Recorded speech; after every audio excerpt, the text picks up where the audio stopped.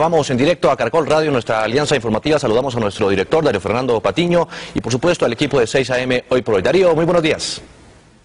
Muy buenos días, Juan Diego. Bueno, es un gusto estar nuevamente con los televidentes, con los oyentes y con todas las personas que nos siguen a través de nuestras páginas de internet, tanto la del Espectador como la de Caracol Radio y la de Caracol Televisión.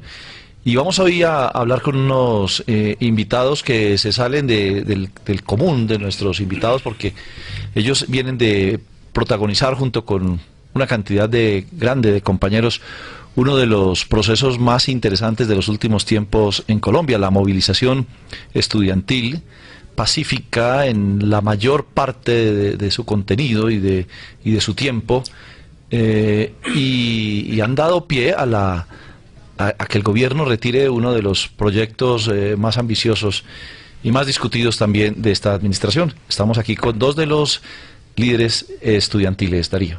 Gracias, Tocayo. Efectivamente estamos con Sergio Fernández y con Boris Duarte, también con Felipe Zuleta, columnista del diario El Espectador, y con nuestro compañero de trabajo de la mesa de 6 AM, Gustavo Gómez. Yo creo que lo más procedente, Darío, es preguntarle primero a Sergio y también a Boris, ¿quiénes son ellos? ¿De dónde salieron? Y que se definan en pocas palabras de qué universidad y por qué se metieron en este cuento. Bueno, Sergio. Buenos días, Darío, Gustavo. Hombre, yo soy un estudiante de la universidad pública. Yo fui estudiante de Ciencia Política en la Universidad Nacional, me acabo de graduar de Ciencia Política.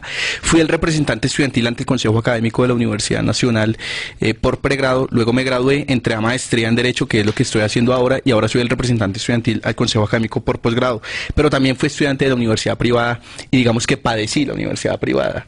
Yo fui estudiante de la Universidad Javeriana.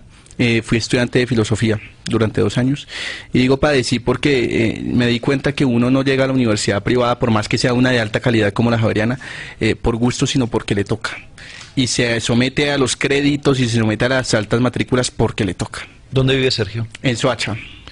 Bueno, ¿y Boris? Sí, bueno, muy buenos días, un saludo a toda la audiencia de Caracol. Sí, bueno, yo también soy estudiante de universidad pública, soy hijo de una madre cabeza de familia, sí, que trabaja todos los días. Estudiante de la carrera de Ciencia Política en la Universidad Nacional. Actualmente también estoy empezando una maestría en la misma universidad, una maestría en Estudios Políticos Latinoamericanos. Y yo me inicié en este rollo pues de la defensa de la educación pública como un derecho casi que desde que entré a la universidad. Cuando yo entré a la universidad, que fue en el segundo semestre del 2005, había una pelea fuerte por la reforma académica y muchos estudiantes en aquel entonces se estaban movilizando frente a esa problemática. Fui después también representante estudiantil de la facultad. Y bueno, esperamos que la pelea continúe y que en el más corto plazo podamos tener y darle al país una política pública de educación superior que resuelva el problema de miles de jóvenes. A ver, Sergio, ¿cómo se va a dar esa pelea de la que habla Boris? Ya tienen entre ustedes en la MANE, la Mesa Ampliada Nacional Estudiantil, la metodología definida, los puntos específicos que piensan proponer entre ustedes para tener un proyecto que después se someta a la discusión con el gobierno y con el Congreso. Tenemos los puntos y tenemos parte de la metodología. La metodología se va a afinar y se va a precisar en términos de tiempos, modo y lugar, en términos de la interlocución con el gobierno el 3 de diciembre en la reunión de la Mesa Amplia Nacional Estudiantil. Los puntos los tenemos, acá están. Se llama Programa Mínimo de los Estudiantes, son 6 puntos. El primero es financiación, el segundo es autonomía y democracia, el tercero calidad, el cuarto bienestar, el quinto libertades democráticas y el sexto universidad y sociedad. Esos 6 puntos configuran, obviamente condensados, los acabo de decir, configuran la propuesta de universidad que proponen los estudiantes a la sociedad.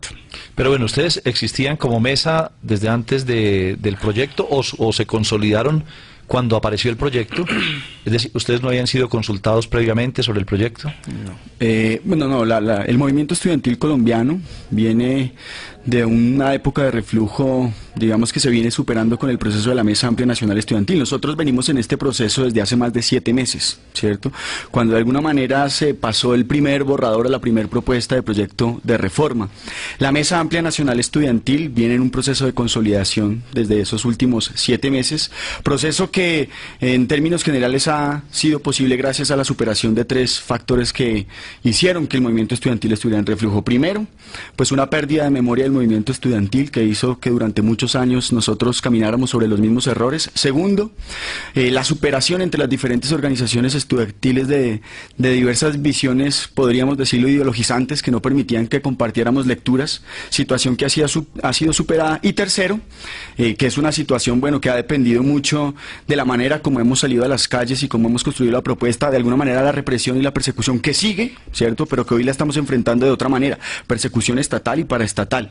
Ese ha sido, digamos, el proceso de construcción y de consolidación de la Mesa Amplia Nacional Estudiantil, que hoy cuenta con la participación no solamente de muchas organizaciones estudiantiles, sino estudiantes de todas las universidades públicas, privadas, técnicas y tecnológicas del país. Sergio, entendemos que también hay profesores, pero nunca los hemos visto.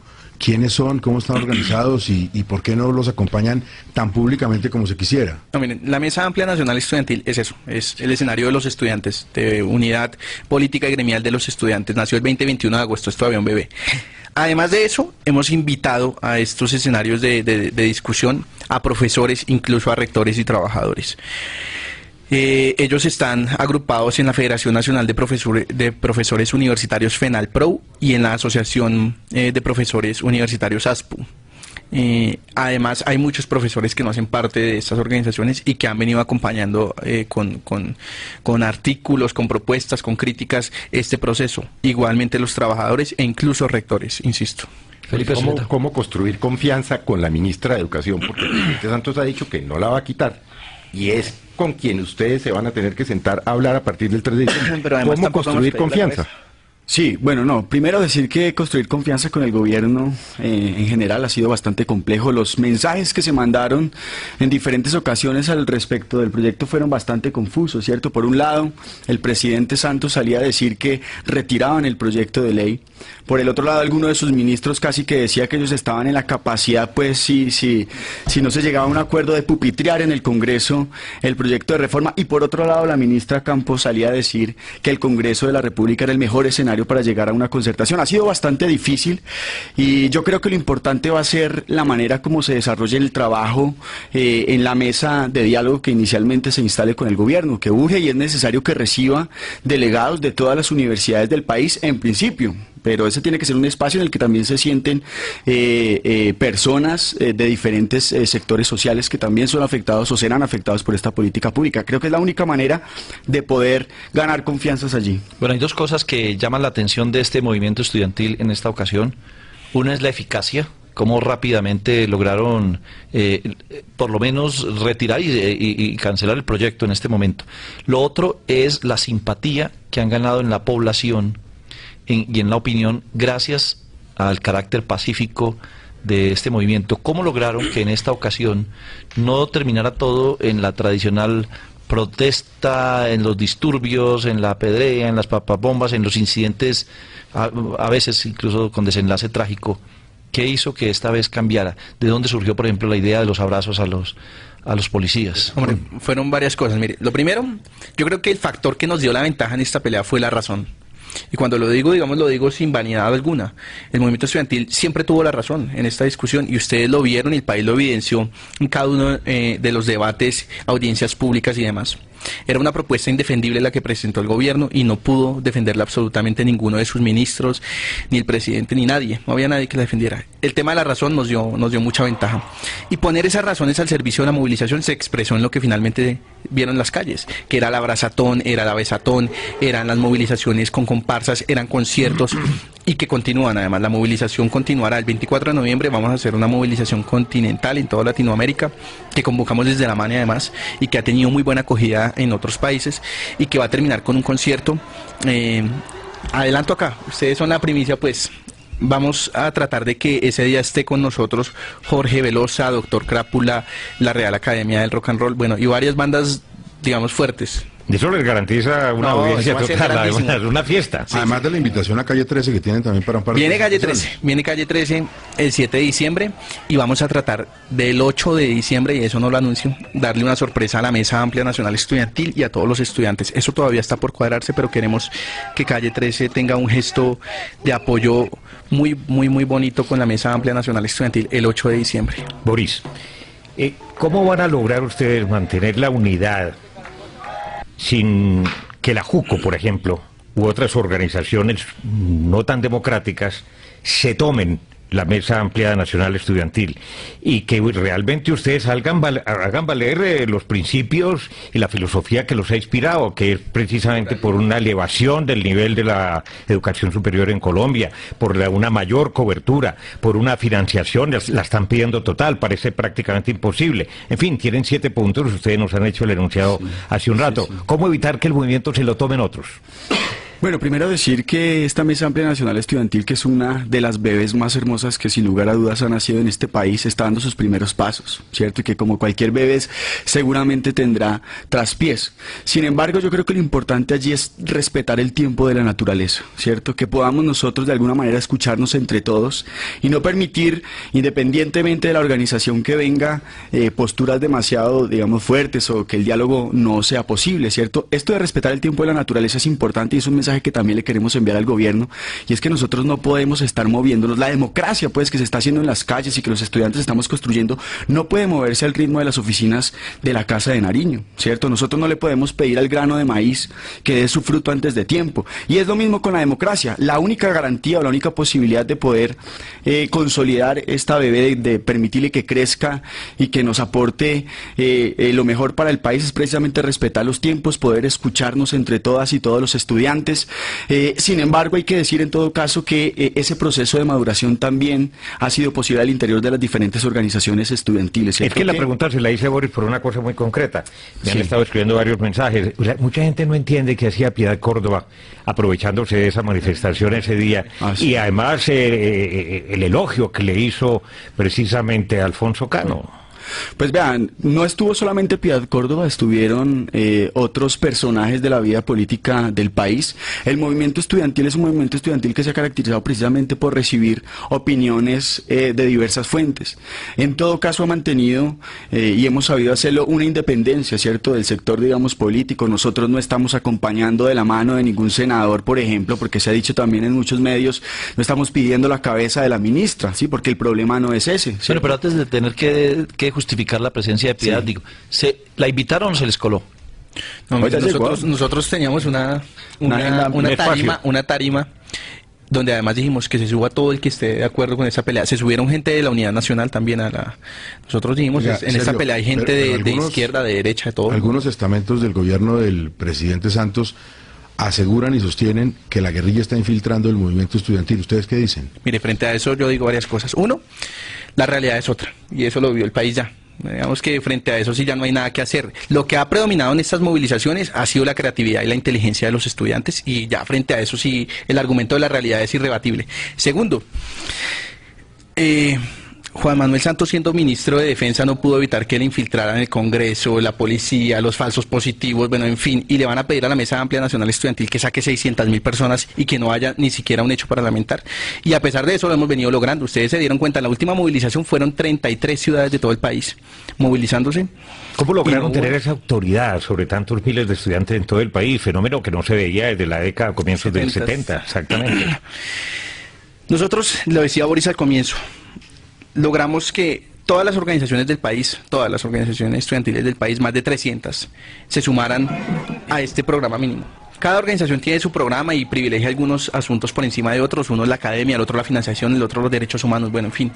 Y dijimos, hombre, hagamos un programa mínimo con los mínimos de todo y construyamos una propuesta de universidad diferente.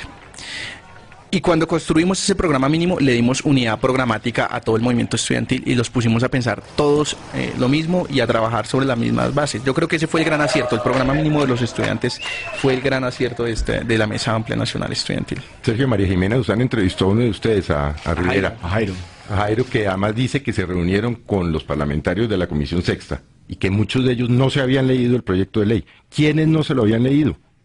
Hombre, yo creo que la mayoría de los de la Unidad Nacional no lo había leído, empezando porque siempre decían, miren, eso no va a privatizar. Entonces uno les decía, hombre, y entonces dígame qué es la universidad mixta. Hombre, pero es que van a aumentar los recursos. Yo les decía, hombre, pero acá están los datos del profesor Moisés Basselman, donde dicen que son 500.000 pesos por estudiante per cápita de aquí en adelante del semestre. Hombre, pero es que va a haber más recursos para bienestar. Falso, es el 2% del presupuesto para bienestar, y hoy la Universidad Nacional asigna, por ejemplo, el 10%. Bueno, y así con cada cosa uno se da cuenta que no lo habían leído. Decía, pero es que ustedes, ¿por qué dicen que viene el modelo chileno? Yo les decía, porque en en la exposición de motivos dice que el ejemplo a seguir es el modelo chileno, léanlo, o sea...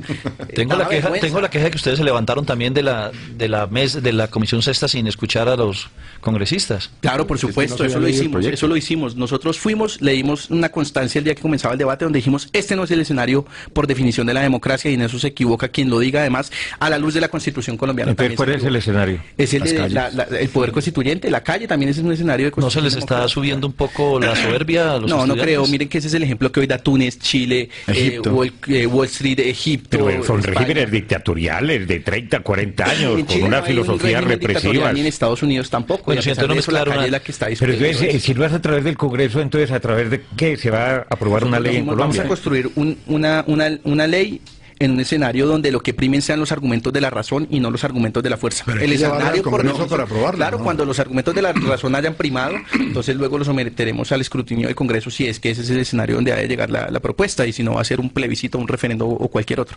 Pero lo cierto es, primero damos la discusión en el escenario donde priman los argumentos de razón y no donde priman los argumentos de la fuerza, o nos van a decir a nosotros que eso no se arregla por desayunos y con pupitrazos. Lo dijo Germán Vargas Lleras una semana antes de que se retirara el proyecto. Si ustedes no paran el tema del paro nacional universitario, nosotros damos la orden para que lo pupitreen en 3 semanas. Lo dijo Vargas, ¿no? Sí, lo dijo. Prácticamente, la gente entiende mejor la palabra y la idea pupitriar.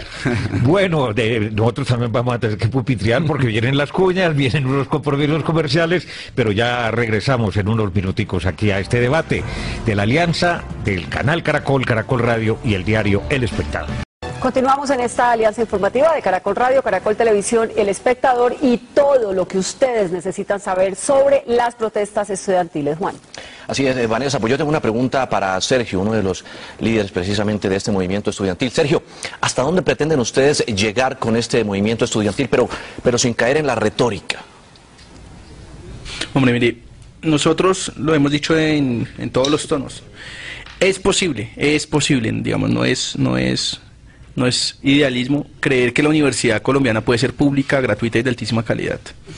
Ya están los estudios que demuestran esto, ya lo hemos demostrado en los debates, ya lo hemos comprobado, pero además por una cosa que no es retórica, sino que es una condición sine qua non para el desarrollo de cualquier sociedad, y es la universidad pública, gratuita y de altísima calidad es la única que puede garantizar lo que les digo, alta calidad para todo el mundo y de manera gratuita. Es que el tema de la universidad pública no lo inventamos nosotros, ni nació con Lenin, ni en el socialismo, ni nada de esto. La universidad pública nació en 1776 por lo menos, cuando se da la revolución industrial, y se da sobre una consideración, y es que este tipo de producción que requiere el mundo de hoy requiere profesionales de altísima calidad, y esa altísima calidad solamente la puede ofrecer la fuerza económica más grande de una sociedad, que es el Estado, si es que uno quiere que entren todos, si es que uno quiere que haya movilidad social, si es que uno quiere acabar con la inequidad en el tercer país más desigual del mundo, en un país donde 1 de cada 2 ciudadanos es pobre. Pero ¿cómo financiar realmente esa universidad pública gratuita para todos? Nosotros le hemos dado 3 opciones al Estado.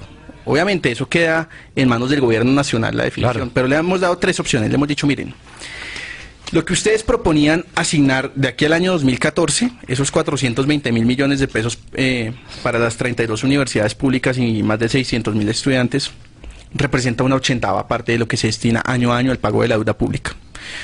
Acá hay quienes creen que la deuda pública es intocable y que la deuda externa no se puede tocar. Bueno, pues hay ejemplos en el mundo de que sí se puede tocar.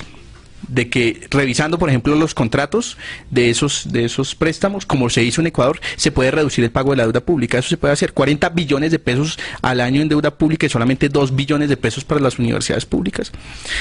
2, segunda fuente. Hemos dicho, miren, lo que se iba a destinar es una 40ª parte de lo que se destina año a año para la guerra. Un soldado en este país cuesta 18 millones de pesos el año y 3,5 millones cuesta un estudiante universitario al año. Luego, si se está ganando la guerra, como lo ha dicho el gobierno nacional, ¿por qué se aumentan tanto los recursos año a año para la guerra y se disminuyen para la educación? 3. Hay 9 billones de pesos al año en exenciones tributarias a las grandes multinacionales. Sobre eso nadie dice nada. Pero además es una cosa inaceptable en el tercer país más desigual del mundo. Es que yo recuerdo una cosa y quiero terminar con esto. La ministra siempre nos decía en los debates, hombre, este es un país muy pobre, este es un país subdesarrollado, no hay plata. A uno le dan ganas de meterse la mano al bolsillo y decirle, tome, ministra, 2,000 pesos para el bus, porque es que de verdad me da. Pero esa actitud cicatera que se asume con los estudiantes no se asume con las multinacionales. ¿Por qué no va y les dice a esas multinacionales, hombre, es que este es un país muy pobre porque no pagan los 9 billones de pesos que dejan de pagar al año? Bueno, dos preguntas, entonces, para Boris y para Sergio. ¿No están yendo muy lejos ustedes al decirle al gobierno cómo tiene que conseguir la financiación? Porque, bueno, ya con que pidan que la universidad sea gratuita y la universidad pública gratuita y abierta. Y lo otro es, ni siquiera profesores de tendencia izquierdista, expertos, están de acuerdo con que se proponga esto de universidad gratuita para todo el mundo, porque van a decir, aquí va a haber unos sectores muy favorecidos que se van a aprovechar de esto, quitándole el espacio a quienes de verdad lo necesitan. Sí, bueno, primero decir que habría incluso una cuarta fuente de financiación, ¿cierto? Y es por cuenta de la corrupción en este país se pierden anualmente más de 4.3 billones de pesos, ¿cierto? Y eso no es una cosa nueva que acabó de empezar pues con la alcaldía de Bogotá, ¿cierto? No es ir muy lejos decirle al gobierno cómo de alguna manera deben empezar a buscarse estos otros recursos, ¿cierto? De alguna manera hay una antilógica al orden como si fuéramos el público los que tuviéramos que hacerle caso a los servidores públicos, y el gobierno y todos sus funcionarios, empezando por Juan Manuel Santos, son todos funcionarios públicos, y su responsabilidad primera es precisamente servirle al público, ¿cómo? Pues escuchando cuáles son las propuestas que hay allí. O sea, no decir muy lejos, de alguna manera está dentro del mandato popular o constitucional que tenemos los ciudadanos precisamente para darle salida a las grandes problemáticas del país. Eso es lo primero. Lo segundo, vea, el conocimiento es patrimonio de toda la humanidad, ¿cierto? Y la educación es el medio de acceder a él. Por lo tanto, no puede estar de alguna manera supeditado a la cantidad de plata que tengan las familias en los bolsillos, independientemente de si se es rico o si se es pobre, porque es que la educación no solamente sirve de alguna manera para favorecer la movilidad social, pues para que los pobres se acomoden mejor, sino de alguna manera es también para poder construir otro país con otros referentes en términos de valores, con otra manera de relacionarnos entre nosotros y nosotras mismas. Sergio, quiero preguntarle sobre algo que ha generado mucha controversia y todavía lo sigue generando, que son las declaraciones de Francisco Santos, ex vicepresidente y encargado de Derechos Humanos en el gobierno del presidente Uribe. ¿Qué desarrollo ha tenido eso y qué tanto calado ha mantenido dentro del movimiento estudiantil? Hombre, mire, uno se pregunta, ¿qué pasaría si sale Sergio Fernández en esta emisora y dice, es que a X periodista deberían pegarle un corrientazo cada vez que diga cosas o cada vez que manifieste su inconformidad? O sea, la pregunta es una pregunta que uno debe hacerle a la sociedad. ¿Por qué una persona de apellido Santos puede hacer ese tipo de cosas y otra persona no? Es más, ¿por qué se cuestiona tanto la protesta y la movilización social y se pone en cuestión algo tan básico como que la universidad debe ser pública, gratuita y de alta calidad, y no se pone en cuestión este tipo de cosas? ¿Por qué, por ejemplo, el Bolillo Gómez tuvo que renunciar a su puesto por hacer también loas a la violencia y acá otra persona no? Nosotros tampoco hemos pedido la cabeza de Francisco Santos desde la Mesa Amplia Nacional Estudiantil, pero sí le hacemos estas preguntas a la sociedad. Y quiero precisar una cosa, hombre, mire. A mí me han preguntado, ¿es que usted lo que quiere es educación gratuita para todo el mundo? ¿Para el hijo del ministro y para el hijo del obrero? Yo les digo, sí, claro. Sí, claro. Sí, esa es. Queremos educación como derecho.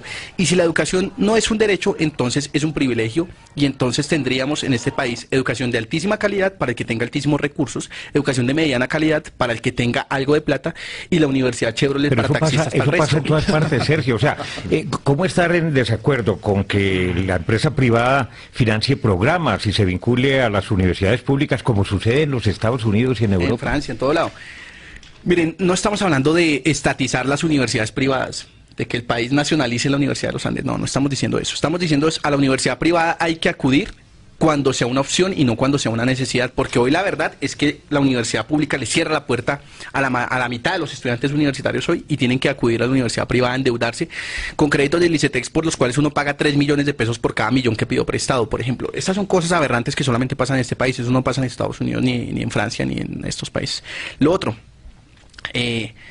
hombre, esos países, Estados Unidos, Francia, Japón, Alemania, Inglaterra, España, no se desarrollaron a punta de universidad privada con ánimo de lucro.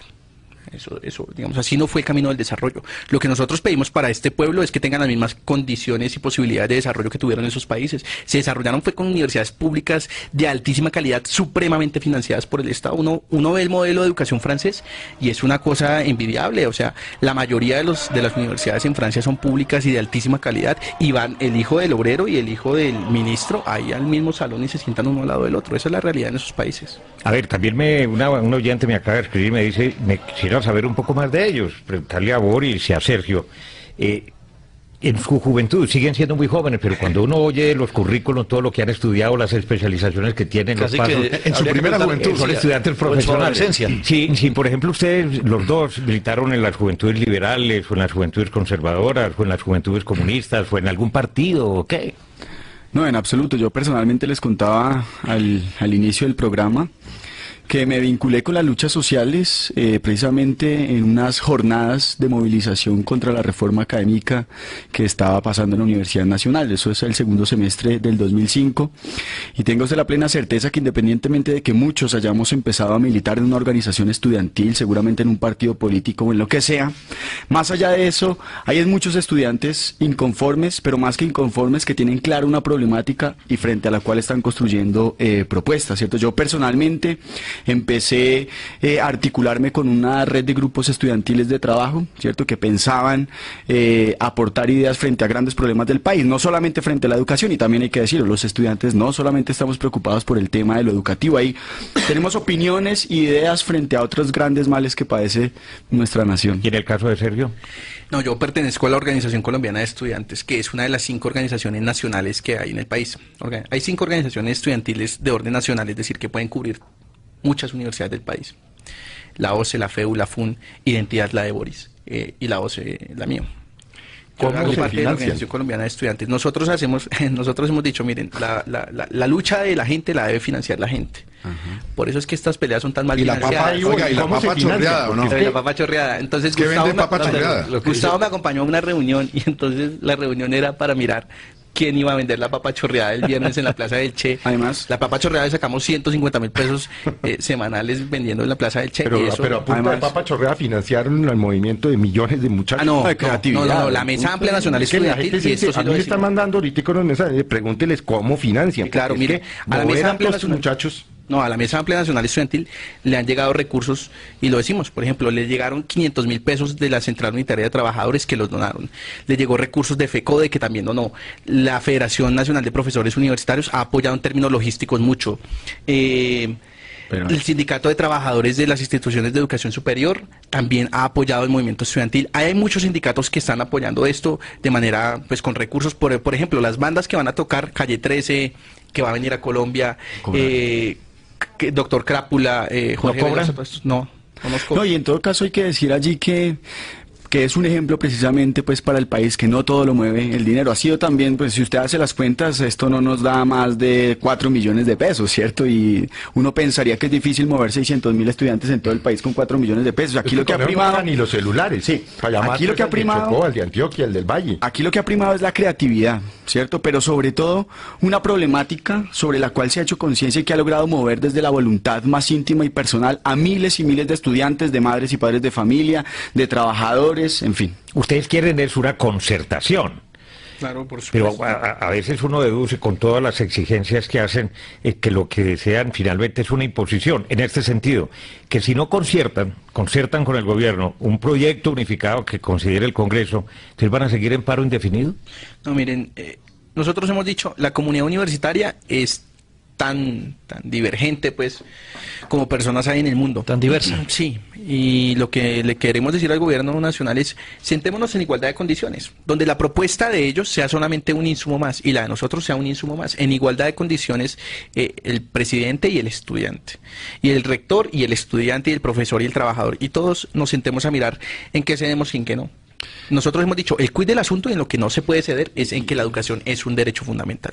De ahí para abajo, pues, lo discutimos todo. Hoy Salomón Kalmanovich en el Espectador recuerda y destaca cómo el presidente Santos en un discurso en la Universidad de los Andes resaltaba que 7 de sus ministros, ahora son 8 con Rafael Pardo, son de la Universidad de los Andes. Y le decía, de eso no debería sentirse orgulloso. ¿Qué les dice a ustedes esto dentro de toda esta discusión? El hecho de que no haya egresados, muy pocos egresados de la universidad pública en los gabinetes, como se ha vuelto tradición esto.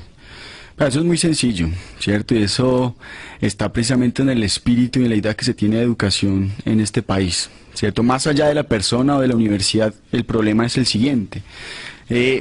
Con la profundización que traería la reforma y de alguna manera con algunas modificaciones que se le han hecho, lo que se está construyendo es de alguna manera una sociedad estamentaria, ¿cierto? Donde hay una pequeña élite que accede a una educación de calidad y ocupa los cargos directivos en múltiples niveles y escenarios del país.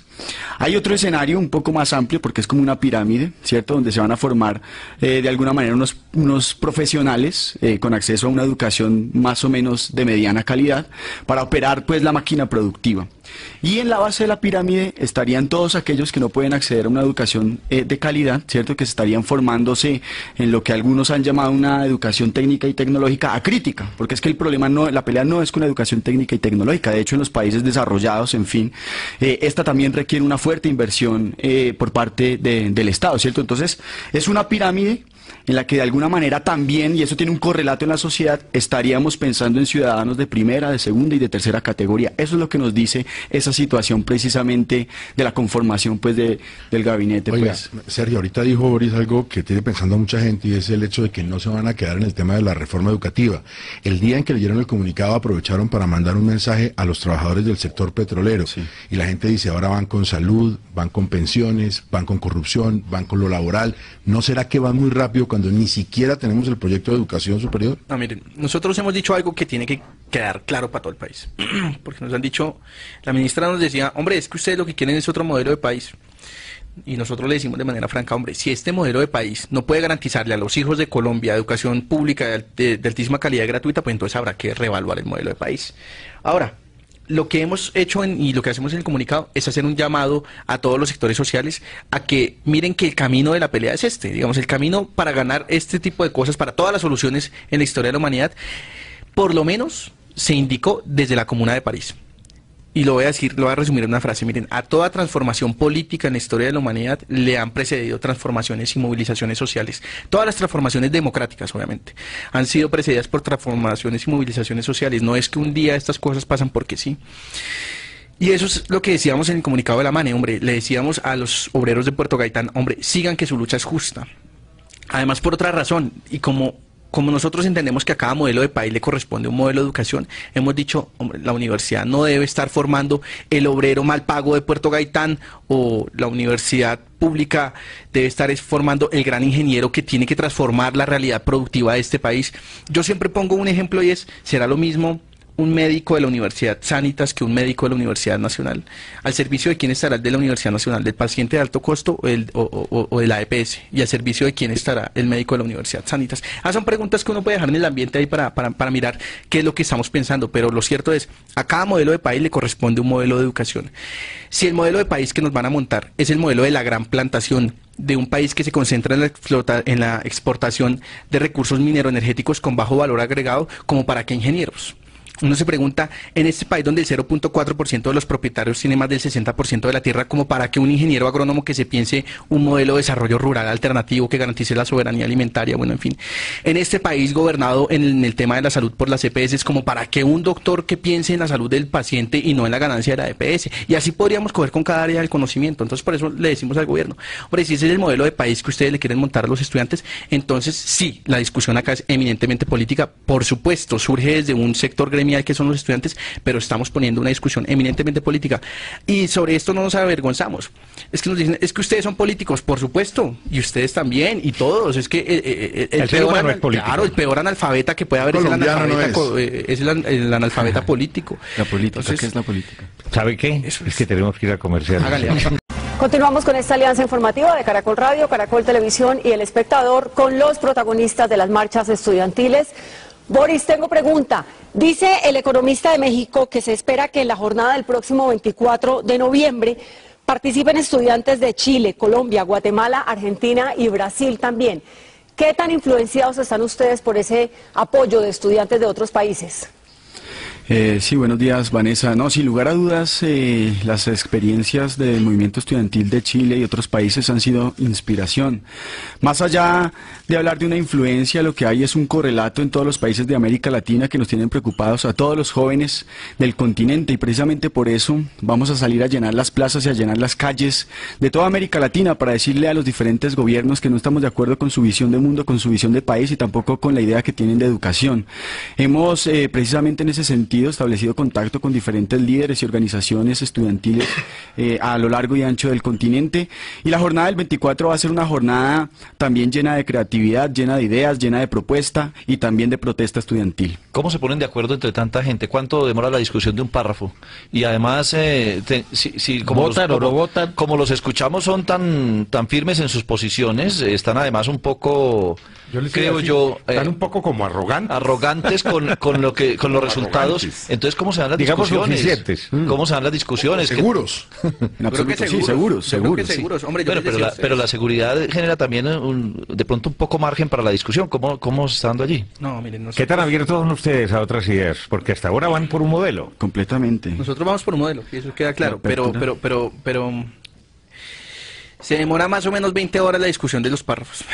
Eso es lo que se demora una mesa. ¿Por eso se va a demorar tanto la presentación del proyecto? Eso se acaba. No, es que ustedes vieran cómo es una sesión de la Mesa Amplia Nacional Estudiantil, una sesión de una asamblea de una universidad. Eso son horas y horas y horas de discusión, en las cuales queda claro, además, que la discusión sirve mucho, que la discusión sirve para decantar elementos y que siempre uno cuando va a discutir sabe que uno llega con una posición, pero sabe que llega con algo claro y es puedo ceder también, o sea, vengo a discutir es porque el otro también tiene argumentos y de pronto me convence. ¿Qué hacemos? ¿Pero votan? Sí, cuando toca votar, digamos, si no hay fórmula al final de consenso, entonces toca votar. Y así también es frente al gobierno, también puede tener la razón el gobierno, los autores del proyecto pueden tener la razón en algunos aspectos. Lo que pasa es que derrotamos sus razones en todos los escenarios de debate, o sea, no pudieron... O sea, no hay nada. El gobierno todo era malo. Sí, todo era malo. Entonces, ¿el gobierno qué? Tiene que hacer lo que ustedes quieren que haga, porque es que le da a uno la sensación de que ustedes no están abiertos a sentarse en un momento dado a negociar. Es que miremos en todo caso, pues cuál es el papel y la función del gobierno. Ya lo decíamos ahorita, como servidores públicos, precisamente servirle al público.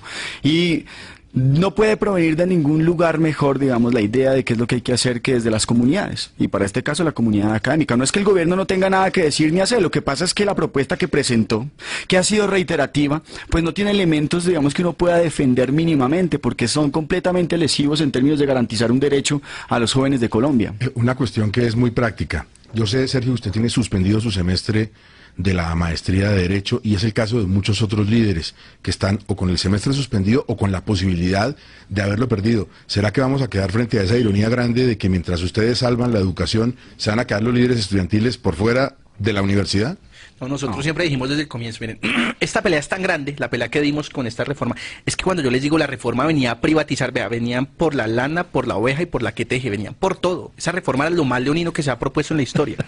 Cuando nosotros decíamos que tocaba derrotar esa propuesta a como diera lugar, y cuando decíamos, hombre, esta ya no es la pelea de nosotros, ya no es la pelea por un semestre o por una materia, lo decíamos en serio. La pelea que dimos y que ya ganamos la primera batalla era la de garantizar que los estudiantes que están por venir puedan tener educación pública como la que ya gozamos nosotros, por lo menos esa. Nosotros vamos por más, vamos por educación pública de altísima calidad y gratuita, porque cuando está mal financiada la universidad pública también es tan de baja calidad como la peor universidad. Sergio, pero a ver, ¿qué modelo nos pueden presentar a los colombianos, a los legisladores, al Ejecutivo y a los padres de familia, a todos los que estamos interesados en que haya una universidad pública, gratuita y de alta calidad? Porque eso no es fácil. ¿Quién no está de acuerdo con esa fórmula? O en que no haya violencia en Colombia, o en que el sistema de salud sea universal y cubre el 100% de las enfermedades. Todo el mundo está de acuerdo. Ninguna sociedad lo ha resuelto de esa manera. ¿Cuál es el modelo de ustedes en América Latina, por ejemplo, o de países de grado similar de desarrollo? Similar al de, por ejemplo, Argentina. En Argentina, educación de altísima calidad pública y gratuita, por ejemplo. Es fatal. La calidad de la educación argentina es, dicho por ellos mismos, yo acabo de estar en Argentina, es fatal la educación pública en Argentina. Yo le doy otro ejemplo, miren. Cuando Cardoso fue presidente en Brasil, cometió un error garrafal en educación y fue que dejó meter los garajes con ánimo de lucro a dictar clases. Luego cuando sube Lula, él dice, hombre, acá hay que mirar qué hacemos. Entonces se pone a hacer universidades públicas de altísima calidad. Las mejores de América Latina son las universidades brasileñas, la Universidad de Sao Paulo, por ejemplo. Y crea más de 100 universidades públicas financiadas por el Estado y de altísima calidad. Esas son todas de altísima calidad. Pero también permiten financiación de empresas privadas a universidades públicas. No, es que lo que nosotros hemos dicho es, miren, la universidad tiene que hacer extensión remunerada también. Eso existe desde hace 50 años, o sea, no era nuevo lo que proponía el gobierno. Lo que proponía el gobierno, y eso sí era nuevo, es que la universidad pudiera por esa vía perder su calidad de pública y convertirse en una entidad mixta. Y la autonomía. ¿Qué hemos dicho nosotros? Hombre, miren, la financiación, los recursos que provienen del sector privado deben ser una opción más, que la universidad en su autonomía puede mirar si la acoge o no, y no la necesidad. Hoy 1 de cada 2 pesos que recibe la universidad pública vienen del sector privado, vienen de autofinanciación. La Universidad Nacional, les doy un ejemplo, por eso hoy decimos que ya no es tan pública como lo era antes.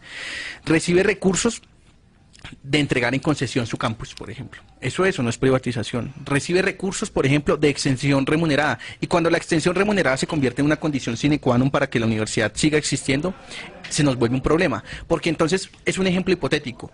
Si a la Facultad de Derecho de la Universidad Nacional le llega un caso y es, haga extensión solidaria con una comunidad de campesinos desplazados o haga extensión remunerada con un pool de abogados X, ¿por cuál se va a ir la universidad? No por definición autónoma, sino por necesidad.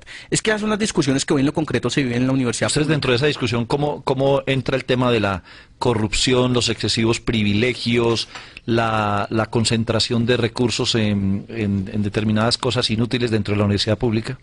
Hombre, bueno, pero la realidad es diferente. Bueno, no. ¿Nada de eso? Sí, obviamente se presentarán muchos casos en diferentes universidades de corrupción, pero yo pienso que ese no es un mal estructural de la universidad. O sea, aquí lo que realmente está pasando es que no hay ni siquiera, pues para ponérselo así a todos los colombianos, ni siquiera hay plata para robar. Así de sencillo, ¿cierto? Ni siquiera hay plata para eso. Y no es que estemos buscando eso, de ninguna manera. Sin embargo, digamos, en todo caso, dentro de esa idea que nosotros tenemos de universidad y de lo que implica el gobierno universitario, nosotros, las comunidades universitarias, los estudiantes, los profesores y trabajadores, estamos pidiendo mayor participación, precisamente para evitar ese tipo de casos, pero también para garantizar la posibilidad de que las universidades autónomamente construyan sus proyectos educativos institucionales y la manera en últimas como son destinados los recursos. Ustedes no piensan, y perdón Gustavo, ustedes no piensan que al interior también del movimiento tienen que ser más críticos, más exigentes con los profesores mediocres, sí, claro, profesores que no van a clase, con los que desertan, con los estudiantes profesionales, no nos digamos mentiras. Yo conozco cualquier cantidad de casos en muchas universidades públicas de estudiantes que se quedan 5, 10, 15 y hasta 20 años. Conocimos de un caso de la Universidad de Antioquia. Son estudiantes profesionales agitadores. Sí, obviamente. Malos manejos de rectores, también hay corrupción al interior de las universidades. Mire, me dio pata para decir algo que quería decir. Hombre, sí, sobre el tema de los malos manejos de los rectores, nosotros queremos hacer acá una denuncia pública. A ver. El rector Camacho Pico de la Universidad Industrial de Santander, el mismo de los cassettes en los que ordenaba asesinar estudiantes y profesores, tiene la Universidad Industrial de Santander cerrada, militarizada, y no quiere permitir la asamblea de los estudiantes para que deliberen si suspenden o no el paro nacional universitario. Lo mismo sucede con el rector de la Universidad de la Amazonía. Esos son ejemplos tristemente célebres de los rectores universitarios de Colombia. Lo segundo, sobre el tema de los profesores. Hombre, esas son cosas que sin duda pasan, pero lo cierto de los profesores hoy en Colombia es que más de la mitad son contratados a destajo, lo que llaman el hora cátedra. Y si uno es un profesor que tiene que ganarse 25.000 pesos por hora en la Universidad de Santo Tomás y luego salir corriendo para la Universidad Nacional y luego para el Rosario, ahí no hay forma de dar calidad. Es decir, y eso sí que lo he vivido yo, es muy diferente un profesor hora cátedra a un profesor tiempo completo. Aunque los dos sean excelentes académicos, las condiciones laborales y de contratación de unos y de otros hacen que la calidad merme mucho. Esos son temas que deben ser tocados de manera estructural. La reforma, por ejemplo, sobre eso lo que decía es que en adelante el profesor hora cátedra tenía que ganar una 20ª parte de un salario mínimo por hora, o sea, 20.000 pesos por hora. Eso es lo que decía la reforma de María Fernanda Campos. ¿Cómo van a escoger los negociadores con el gobierno? ¿Quiénes son? 3 de diciembre. El 3 de diciembre la Mesa Asamblea Nacional Estudiantil va a tener una de esas larguísimas discusiones que pasan la medianoche, en la que seguramente no, obviamente ese va a ser uno de los principales temas, y la manera como se va. Pues vamos a me escriben de la ciudad de Santa Marta y me dicen que la mayoría de los estudiantes de la Universidad del Magdalena no querían entrar en paro y fueron amenazados para que entraran. Si no entran, se friegan. ¿Eso está bien? No, eso no está bien. No, eso en absoluto está bien, pero... No, lo que nosotros... No, se tomaron fue definiciones por asamblea en casa. Sí, vean, hay que entender lo siguiente. La Mesa Amplia Nacional Estudiantil no es una cuestión explícita, ¿cierto? Es un proceso. Y como proceso va de lo local a lo nacional y vuelve de lo nacional a lo local. Es decir, el poder, todo está, por decirlo de alguna manera, en las asambleas estudiantiles. Y allí lo que ha primado es el debate, las ideas. Obviamente, como escenario plural, pues hay diferentes ideas, unas que de pronto contradicen a otras, y por eso es que nos demoramos tanto. Y ese es el precio de la democracia. La democracia no puede convertirsenos a los colombianos en un mero procedimiento, ¿cierto? En un ejercicio muchas veces acrítico de ir a las urnas, porque lo que triunfa, ¿qué es lo que ha triunfado? Contrario a lo que dice el gobierno. El gobierno salió a decir que es el triunfo de la democracia en las últimas elecciones, y por eso es que desconfiamos tanto. Lo que triunfó fue el abstencionismo. Venga, usted habla de democracia, pero no le sirve el gobierno.